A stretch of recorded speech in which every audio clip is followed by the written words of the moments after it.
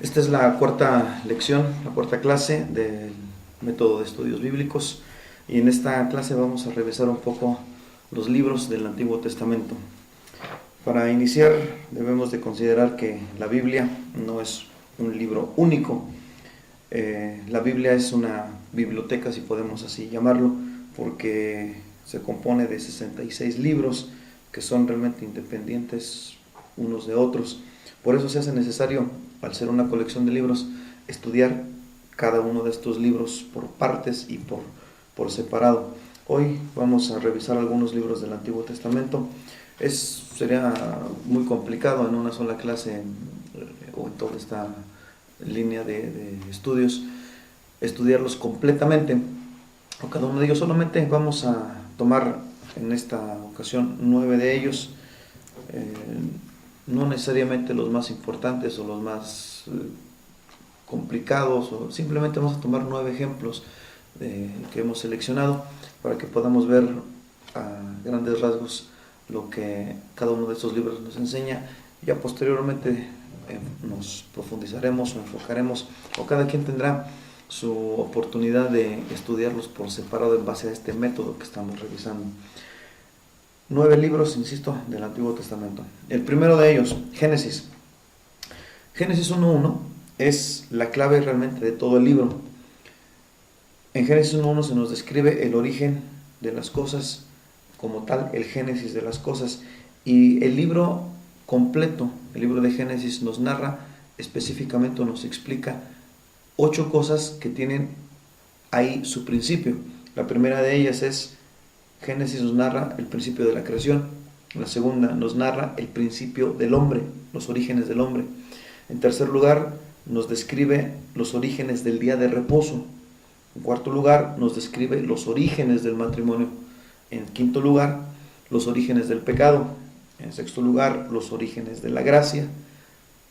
En séptimo, los orígenes de todas las razas que hoy están en el planeta. Y en octavo lugar, el origen del pueblo escogido por Dios. Estos 8 aspectos son bastante importantes en la Biblia, porque al conocer los orígenes, al conocer cómo fueron fundados y Dios dejarnos huella en el libro de Génesis, cómo fueron realizados, tenemos un amplio panorama para estudiar la Biblia en relación a ello. Entonces, repito, las 8 cosas que son los orígenes en Génesis: la creación, el hombre, el día de reposo, el matrimonio, el pecado, la gracia, las razas y el pueblo escogido. De los 50 capítulos que se componen o que componen el libro de Génesis, 39 están dedicados a Abraham y a su familia. Los otros 11 quedan donde nos explican algunos otros hechos como la creación, o más bien desde la creación hasta los orígenes o hasta antes de Abraham, hasta el padre de Abraham, Taré. Esos son los otros 11 capítulos que abarcan. Entonces podemos determinar que la mayor importancia que tiene el libro de Génesis es en relación a la fundación del pueblo judío y Abraham. Y esto lo podemos determinar, insisto, ya por el número de capítulos, pero en segundo lugar también porque si ponemos como centro a Abraham, el libro de Génesis, y avanzamos, o más bien retrocedemos en una especie de línea del tiempo, todo lo que podamos ir hacia atrás podemos rastrear podemos rastrear a Abraham hasta Adán, que es el primer humano, y podemos rastrear sus genealogías. Si tomamos otra vez a Abraham y ahora lo hacemos al revés, hacia adelante, entonces el libro de Génesis nos lleva hasta seguirlo, hasta sus descendientes en Egipto. El siguiente libro, bueno, ya nos narra la historia diferente, ¿no? Pero ese es el centro de todo lo que nos narra Abraham, de esos 39 capítulos que se dedica a la vida de Abraham. ¿Por qué es tan importante también Abraham? Porque el libro de Génesis nos lleva a una especie de sube y bajas, en el cual, por ejemplo, la historia empieza con Adán, y de ahí empieza a distribuirse por todas las razas, por todo el mundo.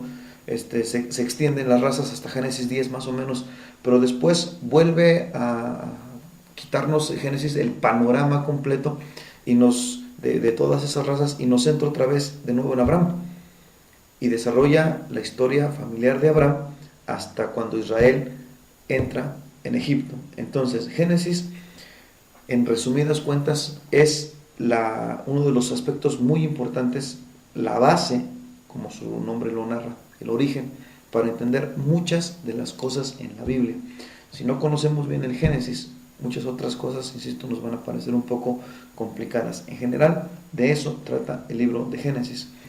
El segundo libro, Éxodo, lo podemos resumir muy rápido en 3 partes, el libro de Éxodo. La primera es la historia desde Egipto hasta el Sinaí, y eso lo encontramos de los capítulos 1 al 18.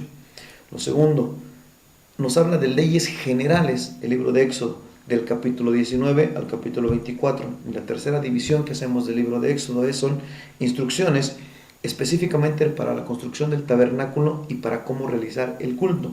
Eso del 25 al 40. Es en general cómo se divide el libro de Éxodo. Tercer libro, Levítico. Aquí podemos encontrar 6 divisiones muy marcadas en el libro de Levítico. La primera de ellas es todo lo relacionado a las ofrendas y todas las clases de ofrendas que se daban, las cantidades que debían de ofrecerse y los momentos en los que debían ofrecerse. Lo encontramos del capítulo 1 al 7. La segunda división del libro, en el libro de Levítico, es acerca del sacerdocio. Se nos explica la familia de sacerdotal, como las vestimentas, todo lo relacionado al sacerdocio están del capítulo 8 al 10. La tercera división, del capítulo 11 al 16, nos narra todas las leyes sanitarias que Dios dejó para el pueblo de Israel.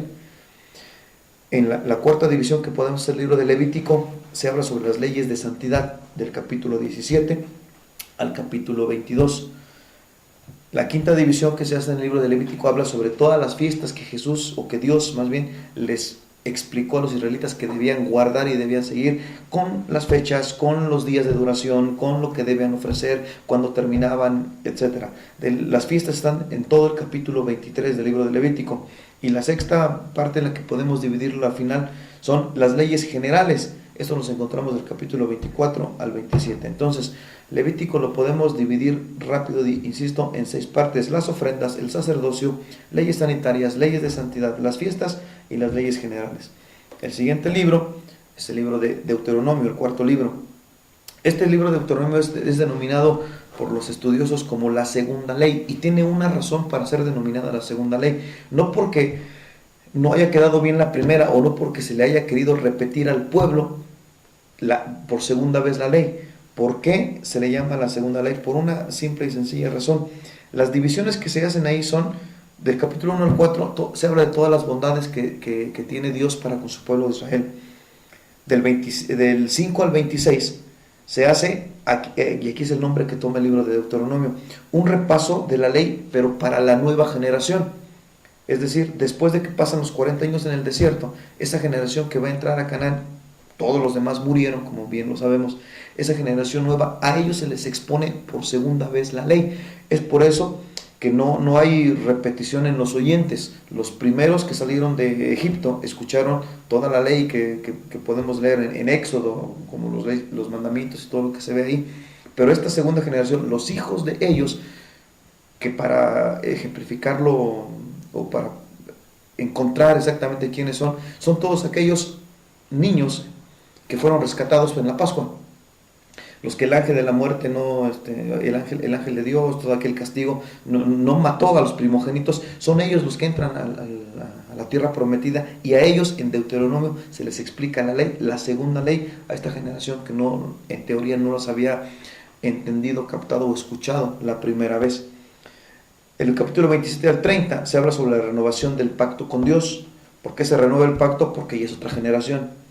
Y la cuarta división que podemos hacer del libro del Deuteronomio es las escenas finales de la vida de Moisés. Del capítulo 31 al capítulo 34 se nos narra este hombre impresionante que Dios usó para hacer milagros que, hasta donde yo quiero entender, jamás van a volver a repetirse por lo que hizo Moisés. Entonces, Deuteronomio, dijimos, se reparte así en 4 partes. 1, las bondades de Dios; el repaso de la ley, ya les dijimos para quién fue, para una nueva generación; la renovación del pacto de esa nueva generación; y las escenas finales de la vida de Moisés.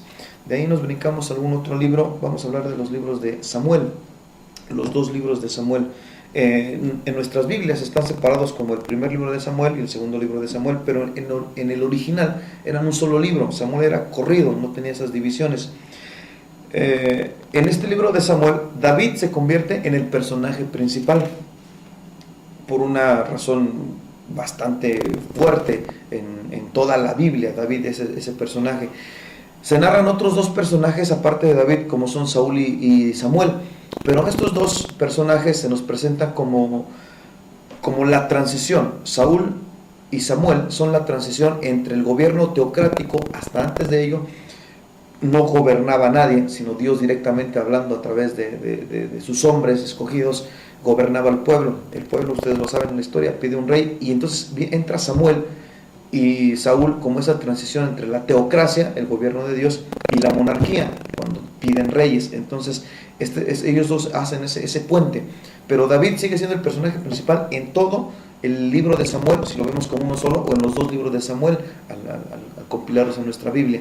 Entonces, si podemos hacer una división, se marca el fin en cuatro partes. Primero, se marca el fin de la teocracia, del gobierno de Dios como tal, y esto lo podemos ver en el primer libro de Samuel, del capítulo 1 al capítulo 7. En segundo lugar, la fundación de la monarquía. El primer rey como tal, Saúl, aunque Dios no tenía contemplado a este como rey, y después entra la monarquía como tal con David, toda la familia real acerca de David, del capítulo 8 al capítulo 31. Después, la tercera división, entramos al segundo libro de Samuel, el reino de David sobre Judá. Podemos revisar en el segundo libro de Samuel, del capítulo 1 al 4. Y finalmente, el reino de David ya sobre todo Israel, del capítulo 5 al capítulo 24. Esto es importante porque David al principio solamente gobernó sobre una parte, hasta que al final es hecho rey por completo en Israel. De eso trata el libro de Samuel. Las cuatro divisiones son el fin de la teocracia, la fundación de la monarquía, el reino de David sobre Judá y el reino de David sobre todo Israel. Otro de los libros que es importante estudiar en el Antiguo Testamento es el libro de Job, y este es uno de los más interesantes, el libro de Job. Podemos hacer una división primero, antes de explicarles de qué trata el libro de Job. La introducción, que es del capítulo 1 al 3, donde se nos narra toda la vida de la familia de Job, donde era y todo lo que le acontece. Después de todas las calamidades que se explican en esta primera división, entra del capítulo 4 al 31, más o menos, Job y sus tres amigos, todas las discusiones que tienen cuando lo vienen a visitar y todo este asunto. Del capítulo 32 al 37 habla específicamente sobre el diálogo, la interacción que tienen Job y Eliú. Y la cuarta división que podemos hacer es cuando Dios interviene después de todo lo que están platicando, haciendo y discutiendo. Del capítulo 38 al 41, Dios habla directamente. Las cuatro partes, insisto, son la introducción, la vida de Job, el segundo, Job y sus tres amigos, la tercera parte importante, Job y Eliú, y la intervención de Dios. Y aquí en el libro de Job es importante señalar que, según los estudiosos bíblicos, Job es el libro más antiguo en la Biblia. Exactamente por qué consideramos que es el libro más antiguo, porque la tradición asegura, la tradición judía asegura que este libro fue escrito por Moisés mientras estuvo en el desierto de Madián. Eso lo convierte en el libro más antiguo, porque los libros que Éxodo, Levítico, Números y Deuteronomio, escritos por Moisés, los escribió después de que saca a Israel del pueblo de Egipto. Después de que Dios lo envía y hace todo lo que conocemos en el libro de Éxodo. Entonces, en esos 40 años en el desierto, Moisés está en el desierto, Moisés tiene esos 5 libros del Pentateuco. Pero el libro de Job, la historia nos dice que lo escribió antes de ir a libertar al pueblo de Israel, por eso en la Biblia. Y aquí hay dos puntos importantes en el libro de Job. Si Moisés fue el autor y se escribió en este tiempo, ya por eso es el libro más antiguo. Dicen los rabinos judíos que Moisés pudo haber escuchado la historia de Job, directamente en el desierto de Madián. Ahí platicó, él conoció a la familia de Job, ellos le platicaron, los hijos conocen la historia, tal vez algunos de sus nietos posiblemente esta es la primera opción del por qué,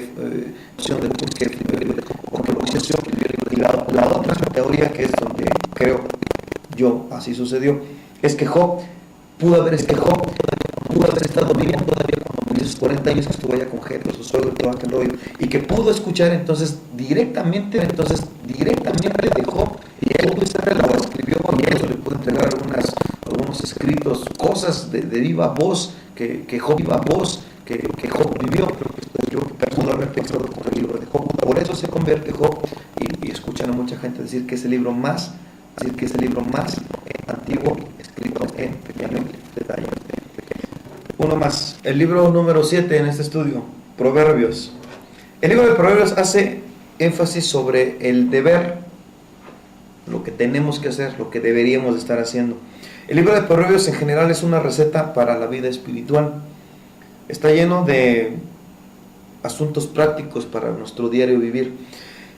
Personalmente creo que si la gente en la iglesia siguiera al pie de la letra todas las recomendaciones que nos hace Proverbios para poder vivir, teníamos una iglesia bastante diferente. Dejamos a un lado el asunto espiritual, tendríamos una alta moralidad, un alto sentido de responsabilidad de trabajo. Proverbios es eso, nos enseña cómo conducirnos, el libro de Proverbios.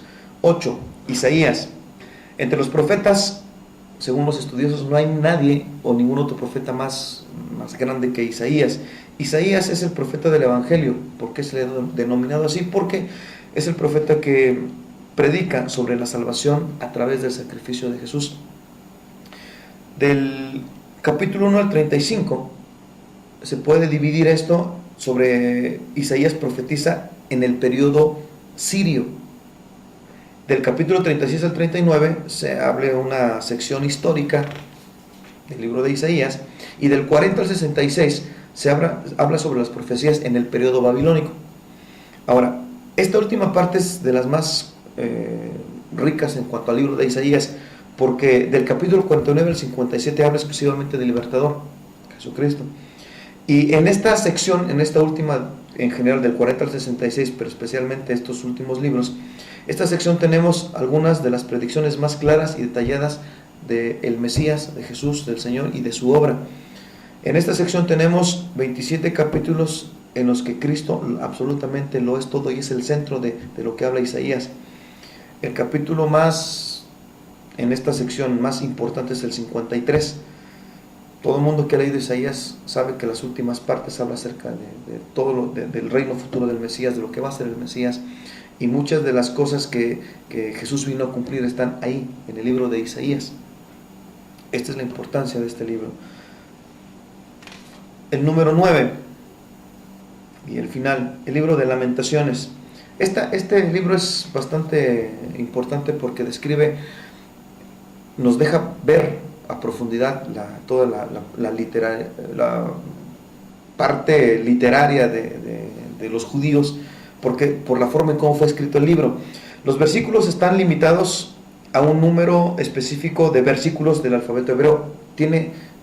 Todos los capítulos tienen 22 versículos, que son las letras del alfabeto hebreo. 22, insisto, en cada capítulo, excepto el capítulo 3, que este capítulo no tiene 22 versículos, tiene 66, pero pues sale casi lo mismo, porque si tú pones 22, 3 veces 22 dan 66, o sea, simplemente es la repetición.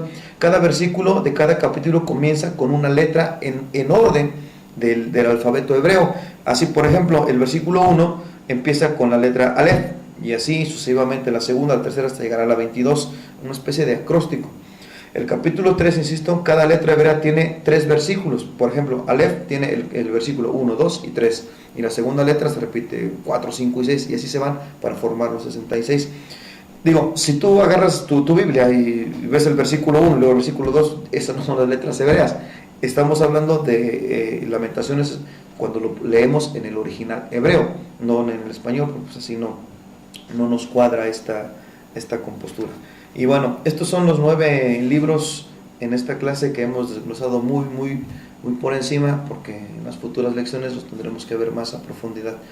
Para finalizar, la actividad que van a tener que presentar en base a esta lección es un escrito muy breve que contenga 3 cosas. La primera, ¿cuál de estos 9 libros que acabo de explicarte para ti te impacta más tu vida, o tienes más conocimiento de él, o te parece mucho mejor en relación a los otros, solamente de estos 9 que acabo de explicar?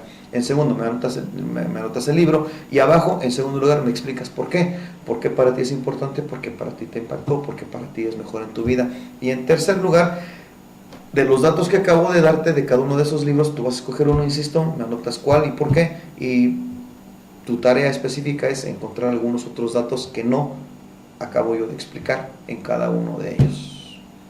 Eso es todo.